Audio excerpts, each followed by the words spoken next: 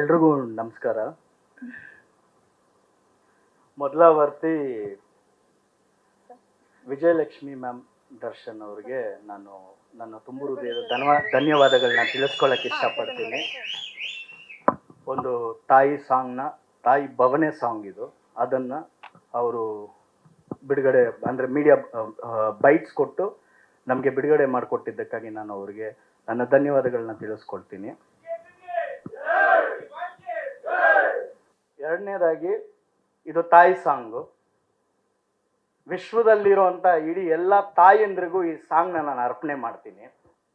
ಯಾಕೆಂದರೆ ತಾಯಿನ ಪ್ರೀತಿಸದೇ ಇರೋರು, ಇಷ್ಟಪಡದೇ ಇರೋರು ಯಾರೂ ಇರಲ್ಲ. ಅಂಥದ್ರಲ್ಲಿ ಇದು ತಾಯಿ ಸಾಂಗ್. ಎಲ್ಲ ಇದುವರೆಗೂ ಸಿನಿಮಾಗಳಲ್ಲಿ, ಎಲ್ಲ ಸಿನಿಮಾಗಳಲ್ಲೂ ತಾಯಿ ಸಾಂಗ್ ಅನ್ನೋದು ಒಂದು ಬರುತ್ತೆ. ಈ ಸಾಂಗಿನ ವಿಶೇಷತೆ ಏನು ಅನ್ನೋದನ್ನ ನಾನು ಆಮೇಲೆ ಹೇಳ್ತೀನಿ. ಆದರೆ ಈ ಸಾಂಗ್ನ ಇವತ್ತು ಬಿಡುಗಡೆ ಆಗಿರೋದ್ರಲ್ಲಿ ವಿಶ್ವದಲ್ಲಿರುವಂಥ ಎಲ್ಲ ತಾಯಂದ್ರಿಗೂ ಇದನ್ನು ನಾನು ಅರ್ಪಣೆ ಮಾಡ್ತೀನಿ. ಆಮೇಲೆ ಈಕ್ವಿನಾಕ್ಸ್ ಗ್ಲೋಬಲ್ ಎಂಟರ್ಟೈನ್ಮೆಂಟ್, ಅದು ನನ್ನ ಲೈಫ್ ಟೈಮ್ ಸೆಂಟಿಮೆಂಟ್ ಅದು. ಯಾಕೆಂದರೆ ಚೇತನ್ ಸರ್ ಮತ್ತು ಶ್ರೀಮತಿ ರೂಪಾ ಚೇತನ್ ಮ್ಯಾಮ್ ಅವರು ಒಬ್ಬ ನಿರ್ದೇಶಕನ ಮೇಲೆ, ಕತೆ ಮೇಲೆ ಮುಖ್ಯವಾಗಿ ನಂಬಿಕೆ ಇಟ್ಟು ಬಂಡವಾಳ ಹೂಡಿ ಸಿನಿಮಾನ ನಿರ್ಮಾಣ ಮಾಡಿದ್ದಾರೆ. ಸೊ ಅವರಿಗೆ ನಾನು ಯಾವತ್ತಿದ್ರೂ ಚಿರಋಣಿ. ಆಮೇಲೆ ನಮ್ಮ ನಾಯಕ ನಟ ಧನ್ವೀರ್ ಸರ್, ನಾನು ಕತೆ ಹೇಳಿದಾಗ ಜಸ್ಟ್ ಹಂಗೆ ಕೇಳಿದ್ರು. ಕೇಳಿಬಿಟ್ಟು ಇದನ್ನು ಮಾಡಬೇಕು ಅನ್ನೋದು ಅವರಿಗೆ ತುಂಬ ಆಸಕ್ತಿ ಇತ್ತು. ಸುದೀಪ್ ಸರ್ ಹೇಳ್ದಂಗೆ ನನ್ನ ಬರವಣಿಗೆ ಮೇಲೆ ಅವರಿಗೆ ನಾನು ಹೇಳ್ತಾ ಇದ್ದಂಗೆ ಧನ್ವೀರ್ ಸರ್ಗೆ ಇಷ್ಟ ಆಗಿತ್ತು. ಸುಮಾರು ಒಂದು 2.5 ವರ್ಷದ್ದು ಕತೆ ಯಾವುದೋ ಹೇಳಿ ಹೋಗಿದ್ದೆ, ಅದಾದ್ಮೇಲೆ ನೆನಪಿಸ್ಕೊಂಡು ಕಾಲ್ ಮಾಡಿ ಕರೆದಂಥದ್ದು. ಅವ್ರು ಯಾವ ರೀತಿಯಲ್ಲಿ ಒಪ್ಕೊಂಡ್ರು, ಅದೇ ಚೇತನ್ ಸರು ಅಷ್ಟೇ, ಒಂದು 10 ನಿಮಿಷ ಹಂಗೆ ಕೇಳಿದ್ರು, ಅವರು ಒಪ್ಕೊಂಡ್ರು. ಸೊ ಕಥೆಯಲ್ಲಿ ಆಳ ಇದೆ, ಕಂಟೆಂಟ್ ಇದೆ ಅನ್ನುವಂಥ ಭರವಸೆ ಮೇಲೆ ಮೂಡಿರುವಂಥದ್ದು ವಾಮನ. ಸೊ ಧನ್ವೀರ್ ಸರ್ಗೂ ನಾನು ಥ್ಯಾಂಕ್ಸ್ನ ಹೇಳ್ಕೊಳ್ಳೋದಕ್ಕೆ ಇಷ್ಟಪಡ್ತೀನಿ. ಮತ್ತು ಈ ಸಿನಿಮಾಗಾಗಿ ಟೆಕ್ನಿಷಿಯನ್ಸು ಮತ್ತು ಕಲಾವಿದರು, ಆರ್ಟಿಸ್ಟು ಎಲ್ರೂ ಸಪೋರ್ಟ್ ಮಾಡಿ ಬಂದಿರುವಂಥದ್ದು ವಾಮನ. ಅದನ್ನು ಮುಂದಿನ ದಿನಮಾನಗಳಲ್ಲಿ ಅವ್ರ ಬಗ್ಗೆ ಎಲ್ಲ ಅಂತ ಹೇಳುವಂಥ ಚಾನ್ಸಸ್ ಇದೆ, ಸೊ ಹೇಳ್ತೀನಿ. ಬಟ್ ಸ್ಪೆಷಲಿ ಮದರ್ ಸಾಂಗ್ ಬಗ್ಗೆ ನಾನು ಆವಾಗಲೇ ಹೇಳಿದ್ನಲ್ಲ, ನಿಮಗೆ ಒಂದು ವಿಶೇಷತೆ ಇದೆ ಹೇಳ್ತೀನಿ ಅಂತ. ನಾನು ಬಾಲ್ಯದಲ್ಲಿದ್ದಾಗ ನನ್ನನ್ನು ತುಂಬ ಕಾಡ್ದಂಥದ್ದು ಬಂದು ಕೈ ತುತ್ತು ಕೊಟ್ಟವಳೆ I love you my mother India. ಅದು ಸುಮಾರು ದಿನಮಾನಗಳು ಕಾಡ್ಬಿಟ್ಟಿತ್ತು ಆ ಸಾಂಗು.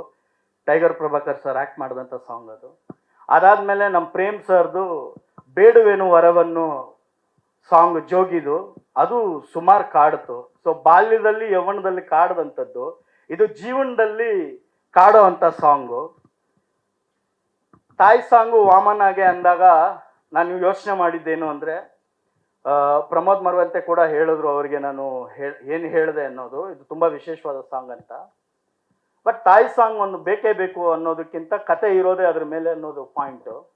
ಸೊ ಅವಾಗ ಒಂದು ಪಾಯಿಂಟು, ಈ 2 ಸಾಂಗಲ್ಲಿ ನನ್ನನ್ನು ಕಾಡ್ದಂಥ ಸಾಂಗಲ್ಲಿ ನಾನು ಹೇಳೋದ್ನಲ್ಲ, ಅವುಗಳಲ್ಲಿ ಮಗ ತಾಯಿ ಬಗ್ಗೆ ಹೇಳುವಂಥದ್ದು, ಮಗ ತಾಯಿ ಬಗ್ಗೆ ಏನು ಫೀಲ್ ಇದೆ ಅಂತ ಹೇಳುವಂಥದ್ದು. ಇಲ್ಲಿ ತಾಯಿ ತನ್ನ ಭವನೆನ, ತನ್ನ ಮಗನ ಬಗ್ಗೆ, ತನಗೆ ಕಾಡದಂಥ ಒಂದು ಪಾಪ ಪ್ರಜ್ಞೆಯ ಬಗ್ಗೆ ಹೇಳ್ತಾ ಇದ್ದಾಳೆ ಅನ್ನೋದು. So it's a purely mother confess song ಅಂತ, ಅಂದರೆ ತಾಯಿಯ ಭವನೆಯ ಸಾಂಗ್ ಇದು ಮಗನ ಮೇಲೆ. ಅದು ಚಿತ್ರದಲ್ಲಿ ನಿಮಗೆ ಗೊತ್ತಾಗುತ್ತೆ. ಯಾಕಂದರೆ ನಮ್ಮ ಪಾತ್ರದ ನಾಯಕ ಬಂದು ಗುಣ, ಅವನಲ್ಲಿ ಒಳ್ಳೆ ಗುಣ ಕೆಟ್ಟ ಗುಣ ಅನ್ನೋದು ಅವನ ಆಯ್ಕೆ ಆಗುತ್ತೆ. ಆ ಆಯ್ಕೆ ಆದಾಗ ಅವನಿಗೆ ಜನ್ಮ ಕೊಟ್ಟಂಥ ತಾಯಿಯ ನಿಲುವೇನು, ಆ ನಿಲುವನ್ನ ಹೇಳೋದಕ್ಕೆ ಹೊರಟಿರುವಂಥ ಹಾಡಿದು. ಸೊ ಹಂಗಾಗಿ ಒಂದು ಹೆಂಗರಳಲ್ಲಿ ಇದು ಮೂಡು ಬರಬೇಕು, ಎಲ್ಲರೂ ಕಾಡಬೇಕು ಅಂತ ಕೇಳಿದಾಗ ಸೊಗಸಾಗಿ ಹಾಡ್ಕೊಟ್ಟಂತಹ DC ವೆಂಕಟೇಶ್ ಸರ್ ಅವ್ರಿಗೆ ನಾನು ಧನ್ಯವಾದಗಳನ್ನ ತಿಳಿಸ್ಕೊಳ್ತೀನಿ. ಪ್ರಮೋದ್ ಮರವಂತೆ ಅವರು ಅದಕ್ಕೆ ಲಿರಿಕ್ಸ್ ಬರ್ದಿರೋದು. ಸೊ ಅದನ್ನು ಅಚ್ಚುಕಟ್ಟಾಗಿ ಆ ಶಬ್ದ ಡೆಪ್ತಲ್ಲಿ ಹೋಗಿ ತಟ್ಟೋ ಥರ ಬರ್ಕೊಟ್ಟಿದ್ದಕ್ಕಾಗಿ ಅವ್ರಿಗೂ ಥ್ಯಾಂಕ್ಸ್ ಹೇಳ್ಕೊಳ್ತೀನಿ. ವಿಶೇಷವಾಗಿ Aziz sir is the back bone of the Vamana. ಯಾಕೆಂದರೆ ರೆಕಾರ್ಡಿಂಗ್ ಆಗಿರಲಿ, ಇವಾಗ ಮೂಡ್ ಬಂದಿರುವಂಥ 4 ಸಾಂಗ್ ಆಗಲಿ, ಅದನ್ನು ಕೊಟ್ಟಂಥವ್ರು. ಸೊ ಅವರಿಗೆ ನಾನು ವಿಶೇಷವಾದಂಥ ಥ್ಯಾಂಕ್ಸ್ನ ಹೇಳ್ಕೊಳಕ್ಕೆ ಇಷ್ಟಪಡ್ತೀನಿ. ಒಂದು ಮಾತ್ರ ಹೇಳಕ್ಕೆ ಇಷ್ಟಪಡ್ತೀನಿ, ತಾಯಿಯ ವ್ಯಥೆ ನಮ್ಮ ವಾಮನನ ಕಥೆ ಏಪ್ರಿಲ್ 10ನೇ ತಾರೀಕು ಥಿಯೇಟ್ರಲ್ಲಿ ಬರ್ತಿದೆ. ಹರಸಿ ಹಾರೈಸಿ ಆಶೀರ್ವದಿಸಿ ಅಂತ ಕೇಳ್ಕೊಳ್ತೀನಿ. ಎಲ್ರಿಗೂ ಥ್ಯಾಂಕ್ಸ್.